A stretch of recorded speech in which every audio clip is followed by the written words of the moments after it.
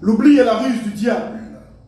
Mbolo à tout le Gabon, je suis Omona Vinci, l'enfant du pays, exilé d'opinion politique depuis les massacres post-électoraux de 2016.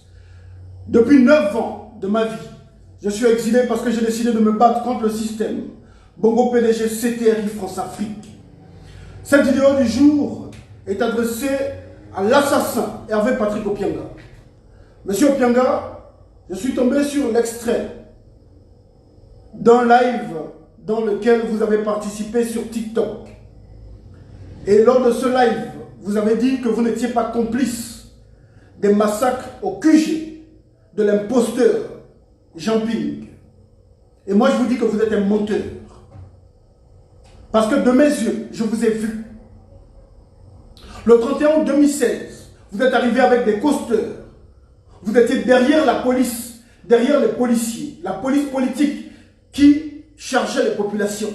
Vous êtes arrivé à 15 h avec des voyous. Ces jeunes hommes portaient des t-shirts rouges pour s'identifier entre eux. Ils avaient des t-shirts rouges en dessous de leur t-shirt à l'effigie du pédégiste imposteur Jean Ping.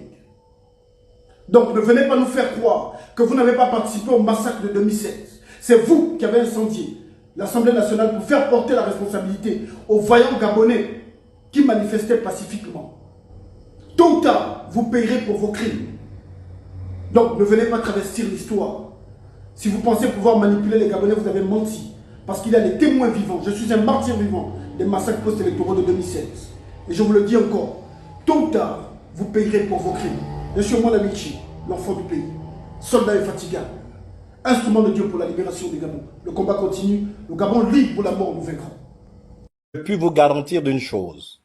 Tout ce que je vais dire, c'est qu'en âme et conscience, je sais le prouver, ou je saurais le prouver. Et si je me suis prêté à ce jeu, c'est tout simplement parce que à un moment donné, il faut savoir briser le silence, même si il y a des choses que je ne dirai pas là aujourd'hui parce que c'est pas le cadre. Mais je vais donc répondre, essayer de répondre, mais avec des mots simples. La première de réponse, c'est de dire, ni de près ni de loin, j'étais mêlé à cet assaut du QG de Monsieur Jean Ping. Je vais m'expliquer. À l'instant où l'assaut a lieu, je cite des contemporains, donc des personnes qui vivent encore. J'étais à la présidence de la République au salon marocain où le président de la République d'alors présidait une réunion de crise à laquelle il m'avait associé et tous les co-chefs et tous les chefs de renseignements généraux y avaient assisté. Je parle donc de général Ekwa qui était de la gendarmerie. Je parle du général Kouna, qui était lui de la GR.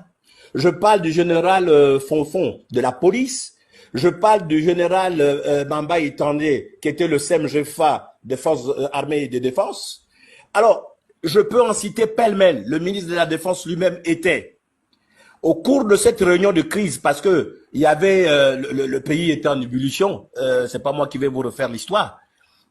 Nous sommes interrompus en pleine séance de travail par des officiers ou des personnes qui arrivent pour dire on vient vous informer, monsieur le président de la République, qu'il y a eu assaut. Alors, je ne peux pas dire que je ne connais pas les personnes, mais je suis mal placé là pour le dire aujourd'hui parce que le cadre n'y s'y est pas.